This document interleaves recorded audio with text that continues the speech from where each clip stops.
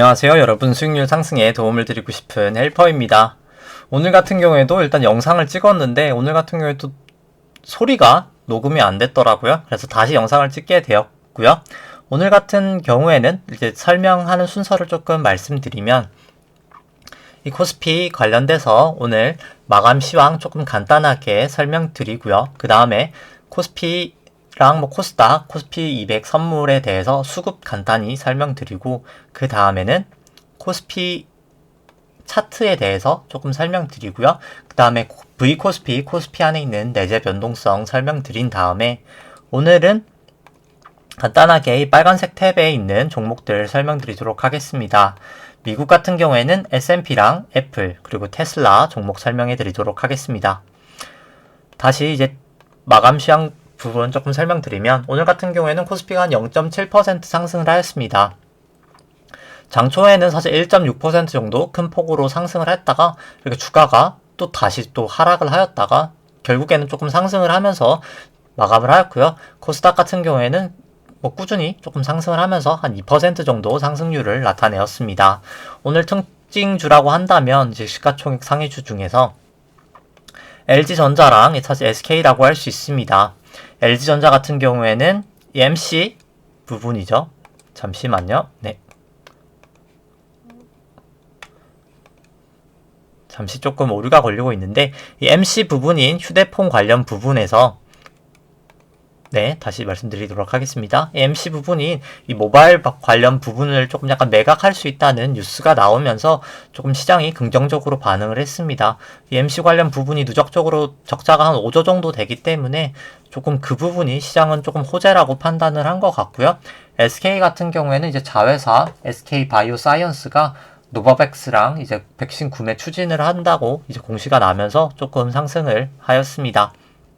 그 다음에 수급 차트 보여드리면, 코스피 같은 경우에는 약 개인이 한 1.4조 원 큰 폭으로 매수를 하였고요. 외국인 같은 경우에는 한 2천억 정도 매도, 기관 같은 경우에는 한 1조 2천억 정도 매도를 하였습니다. 그 다음에는 코스피 200 선물 설명드리면, 기관 같은 경우가 한 3,800억 정도 매수를 하였고요. 개인이 한 1,000억 정도 매수, 외국인이 한 5,000억 정도 조금 큰 폭으로 매도를 하였습니다. 코스닥 같은 경우에는 개인이 한 4,500억 정도 지속적으로 매도를 하였고요. 외국인과 기관이 누적적으로 한 2,500억, 2,600억에서 한 2,100억 정도 매수를 하였습니다. 그 다음에 일단 바로 코스피 차트부터 일단 설명드리면, 코스피 같은 경우에는 오늘 사실 초가랑 거의 비슷하게 종가가 형성이 되면서 도지 모양을 나타냈고요. 한 0.7% 정도 상승을 하였습니다. 현재는 주가가 사실 전환선 밑에 있고요. 이 파란 색깔 같은 경우가 선이 일목균형표의 전환선이고요. 그리고 이 초록 색깔 선이 일목균형표의 기준선입니다. 그리고 이 회색깔 선이 일목균형표의 9일 후행 스팬이고요. 이 세피아 색깔이 일목균형표의 26일 후행 스팬인데, 현재 주가가 일단 아직까지는 이 전환선을 하회하고 있고요. 그렇기 때문에 사실 신규 매수를 하기도 신규 매도를 하기도 약간 조금 애매한 상황인 것 같습니다. 지금은 그냥 관망을 하시는 게 나을 것 같고요. 거래량 같은 경우에도 사실 이 최고점 부근에서 조금 큰 폭으로 상승을 한 뒤 아직까지는 조금 거래량이 계속 조금 감소를 하고 있는 추세입니다. 따라서 매수를 하신다면 이 전환선을 확실히 넘어서고 매수를 하시는 게 더 나을 것 같고요. 매도를 하신다면 일봉상으로는 이 기준선을 하회할 때 조금 매도하시는 것을 권해드립니다. 그 다음에 조금 분봉으로 설명을 드리면, 120분봉 같은 경우에는 주가가 이렇게 선행 스팬 상단을 약간 지금 조금 타고 가고 있고요. 현재는 주가가 전환선 기준선을 더 상회하고 있고, 9일, 26일 후행 스팬들도 다 호전되어 있기 때문에 아직까지는 120분봉 상으로는 상승 추세라고 할 수 있습니다. 사실 추세선을 조금 그어보면, 사실 추세선이 오늘 사실 장초에 이렇게 조금 넘어갈 수 있었던 모양새였었는데 결국 이 추세선에서 조금 약간 막히게 되었고요. 오늘 같은 경우에도 이 종가가 딱 이 추세선에서 딱 종료가 되게 되었습니다. 그렇기 때문에 내일이 이 추세선을 뚫냐 안 뚫냐가 개인적으로 사실 조금 한 며칠간, 적어도 몇 주간, 한 일주일 정도 가는 좀 추세를 판가름할 날이지 않을까 싶습니다. 내일 그래서 과연 조금 한 오전 장까지 증시가 이 선행스팬 산단을 넘어서서 형성이 될지, 이 선행스팬 다시 이 구름대 안으로 들어와서 끝날지가 조금 약간 추세를 결정 지을 것 같고요. 따라서 약간 한 오전장 보시면서 조금 이 추세를 판단해 보시면 될 것 같습니다. 160분봉이나 30분봉도 다 비슷한 모양이기 때문에 120분봉만 설명드리도록 하고요. 이 코스피 안에 있는 내재 변동성 같은 경우에도 주가가 오늘 조금 소폭 상승을 하면서 변동성도 그렇게 크게 하락은 하지는 못했습니다. 2%지만 사실 지금 변동성 높이를 감안했을 때는 큰 폭의 하락은 아니고요.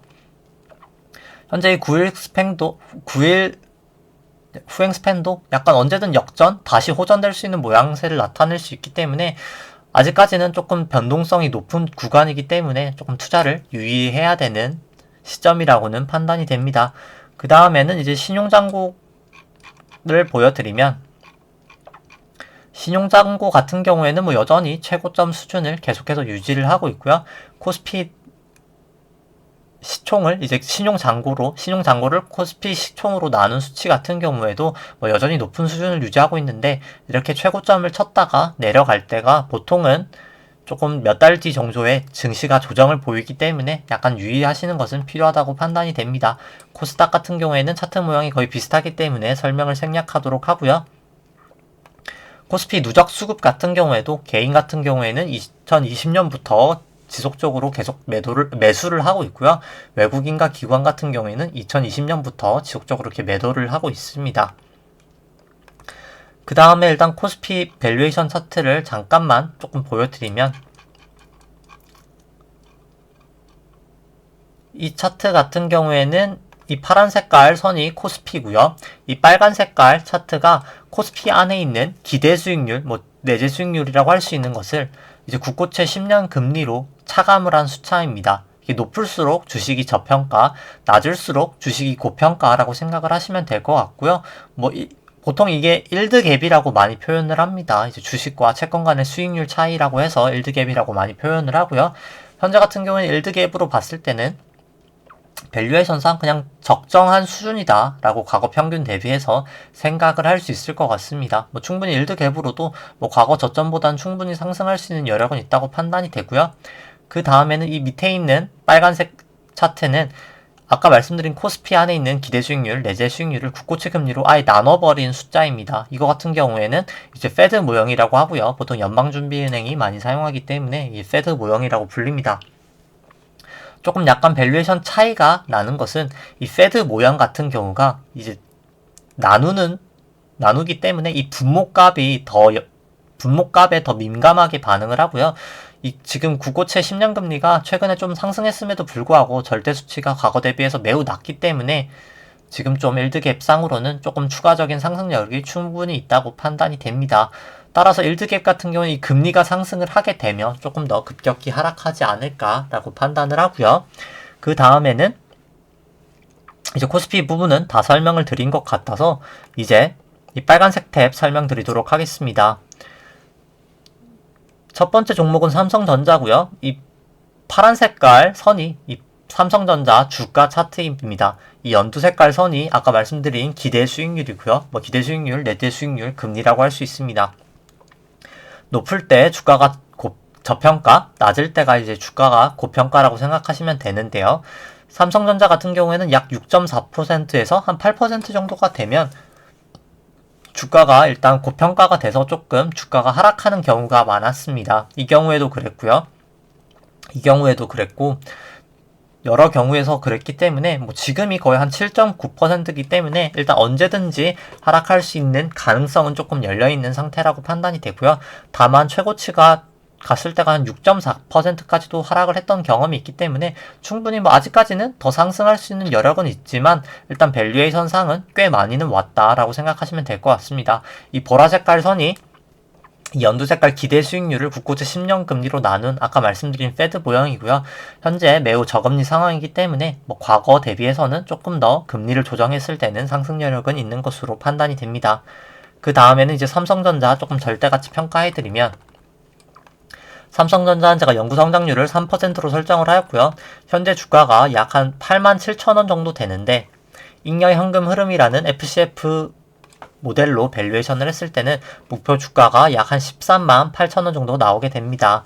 내재 가치가 있는 종목이라고는 판단이 되고요. 한 59% 상승 여력이 있는 종목이라고 판단이 됩니다.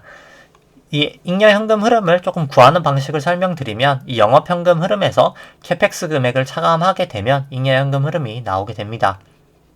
영업현금 흐름은 회사가 이제 벌어들인 순현금이라고 생각하시면 되고요. 회사가 물건을 판 금액에서 물건을 만드는 데 들어가는 비용, 이자 비용, 법인세 비용, 인건비, 광고비 등을 다 차감한 순현금 흐름이라고 생각하시면 됩니다. 이 순현금 흐름에서 캐펙스 금액을 차감하는데 캐펙스란 건물이나 공장을 투자하는 데 들어가는 비용이라고 생각하시면 될 것 같고요. 결국 회사가 벌어들인 돈에서 투자 비용을 차감한 게 잉여 현금 흐름이라고 생각하시면 됩니다. 삼성전자는 25년도에 약 한 30조 정도가 잉여 현금 흐름이 발생한다고 계산을 하게 되었고요. 그것을 이제 현재 가치화 시키면 약 59%의 내재 가치는 있는 것으로 판단이 됩니다. 개별 종목 제가 설명드릴 때는 원래 이렇게 매출액이나 영업이익, EBITDA, 총자산, 영업이익률, 총차입금, 의존도 등을 다 설명을 드리는데 앞으로 말씀드릴 종목들이 다 시가총액 상위 주들이기 때문에 조금 설명은 생략하도록 하겠습니다. 그리고 시간 관계상 퍼랑 PBR 같은 경우도 다 생략을 하도록 하고요. 바로 차트 분석을 하도록 하겠습니다. 삼성전자 일봉부터 일봉을 보여드리면 일본 같은 경우에는 일단 주가가 이 기준선을 지지를 보이면서 조금 다시 상승은 한 모양새고요. 현재는 주가가 전환선 기준선 이 사이에 있기 때문에 조금 매도를 하기도 애매한 상황인 것 같습니다.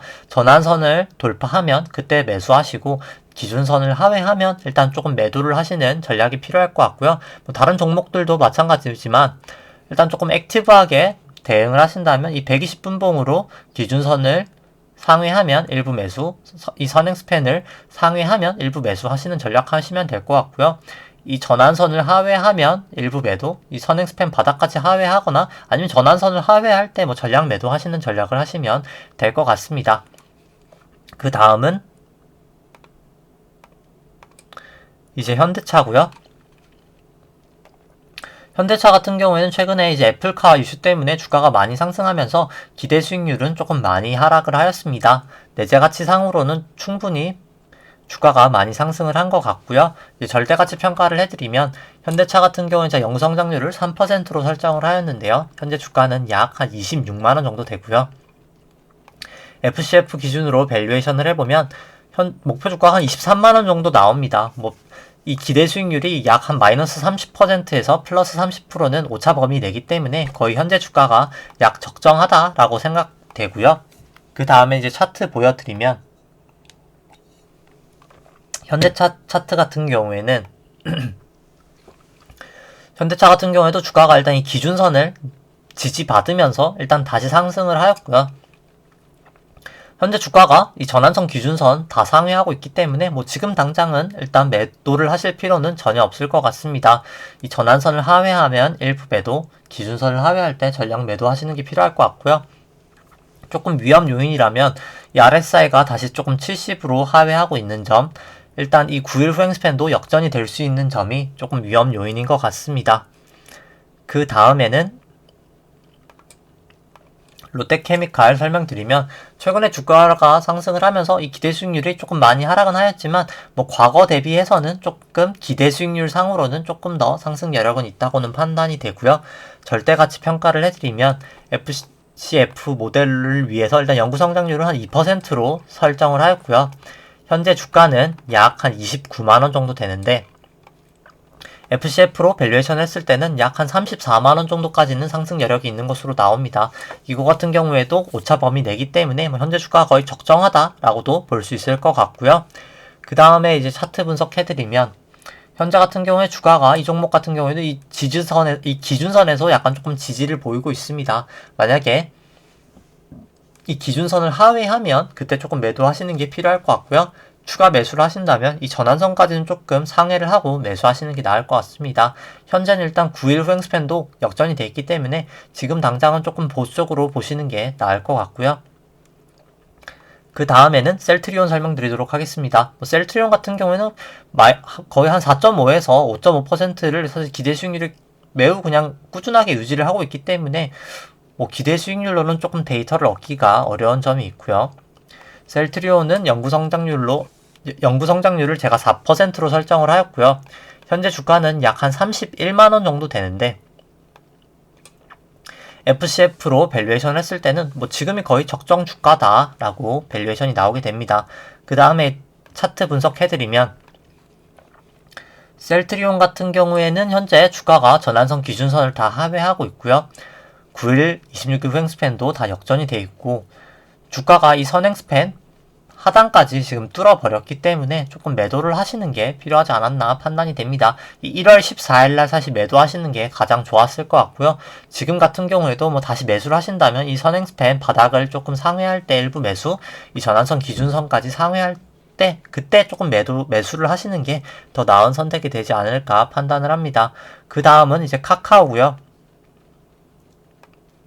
잠깐 좀 컴퓨터가 이식 때문에 조금 오류가 걸리는 것 같고요. 양해 부탁드립니다. 그 다음은 이제 카카오 설명드리도록 하겠습니다.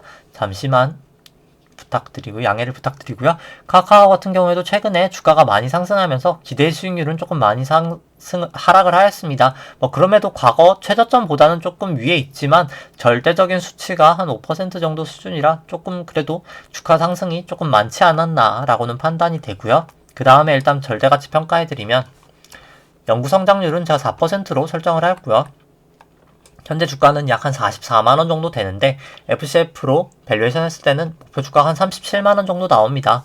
이거 같은 경우에도 거의 오차범위 내기 때문에 현재 주가가 거의 적정한 수준이다 라고는 판단을 할 수 있을 것 같고요.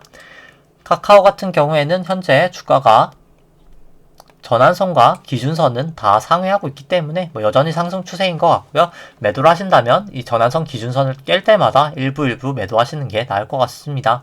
차트상으로는 충분히 추가 매수를 하시는 것도 가능할 것 같고요. 다만 매수를 하시더라도 전환선 기준선을 깨면 꼭 매도를 하신다는 마음으로 조금 매수하시는 게 낫지 않을까 판단을 합니다. 그 다음에는 KB금융이고요.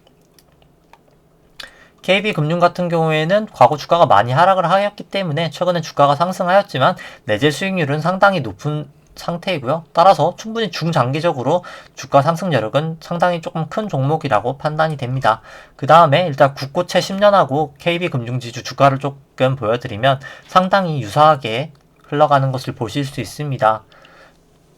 따라서 향후에 국고채 10년 금리가 저 같은 경우에는 여러가지 블루웨이브나 돈이 많이 풀린 이유 때문에 조금 인플레이션이 발생하면서 충분히 금리가 상승할 수 있다고 판단되기 때문에 중장기적으로 KB금융 주가도 따라서 연동돼서 조금 상승할 수 있지 않을까라고 판단을 해보고요.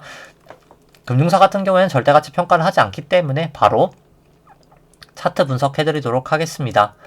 KB금융 같은 경우에는 일봉상으로는 현재 주가가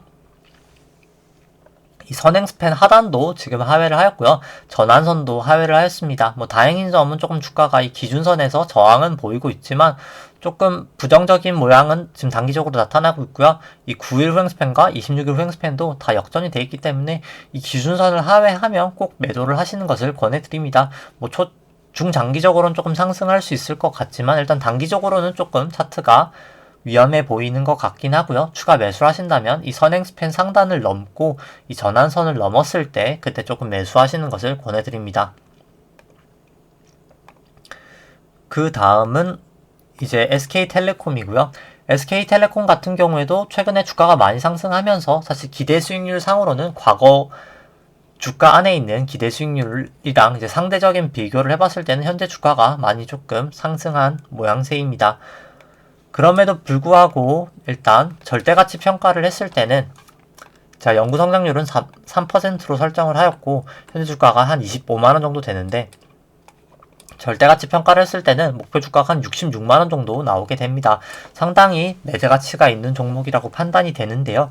결국에는 이 SK텔레콤이 사실 지주사로 전환이 되면서 중간 지주가 약간 생기면서 그 중간 지주랑 사실 SK랑 합병이 돼야 되는 이제 사실 좀 미래가 어떻게 보면 약간 예정이 되어 있습니다. 이제 그럴 확률이 높기 때문에 결국 SK 입장에서는 SK텔레콤 주가는 조금 낮은 게 더 좋고요. 주 SK 지주사 주가가 더 밸류에이션이 높게 되는 게 좋기 때문에 사실 SK텔레콤을 지금 사시기보다는 오히려 저는 SK가 조금 더 낫지 않나라고는 개인적으로 판단을 하고요. SK 계열을 조금 매수하신다면 바로 일단 차트 설명을 해드리면 현재 주가는 전환선 기준선을 다 하회하고 있고요. 9일 횡스팬도 역전이 되었고 26일 횡스팬 아직 역전이 되지 않았지만 조금 이 1월 15일 날 기준선을 하회할 때 조금 매도를 하는 게 낫지 않았을까라고 판단을 합니다. 지금 다 기준선 전환선 다 하회하고 있기 때문에 그냥 매도를 하시는 게 더 낫지 않을까 판단을 하고요. 주가가 이 기준선과 전환선을 재차 상회할 때마다 조금 일부 매수하시는 전략을 하시는 게 더 좋을 것 같습니다. 국내 종목은 다 설명드렸고요. 이제 미국 쪽 S&P랑 애플, 테슬라 차트 설명해 드리도록 하겠습니다. S&P는 선물로 설명드리도록 하겠습니다. 오늘 같은 경우에는 일단 선물이 한 0.4% 정도 상승을 하고 있고요. 제가 아까 찍을 때는 한 0.38이었는데 뭐 크게 변동은 없네요. 네, 현재 일단 주가가 전환선과 기준선 다 상회하고 있고요. 26일 횡스팬도 호전되어 있고 9일 횡스팬도 곧 호전될 모양새이기 때문에 일단 아직까지는 여전히 상승 추세다라고 볼 수 있을 것 같습니다. 일단 매도를 하신다면 이 전환선을 하회할 때 일부 매도, 기준선을 하회할 때 전량 매도하는 것을 이 S&P도 똑같이 설명드리고요. 애플 같은 경우에는 현재 주가가 전환선 기준선 다 하회하고 있고 횡스팬들도 일단 9일은 역전이 되었기 때문에 일단 지금은 조금 매도를 하시는 게 나을 것 같습니다. 이 일목균형표 전환선 기준선이 이렇게 붙어 있을 때는 주가가 조금 급등락하는 경향이 있기 때문에 지금 당장은 매도하시고 주가가 재차 기준선 전환선을 상회하면 그때 조금 따라서 추격 매수하시는 것을 추천드립니다. 지금 조금 안전하게 매도를 하시고 조금 관망을 하시는 것을 추천드리고요.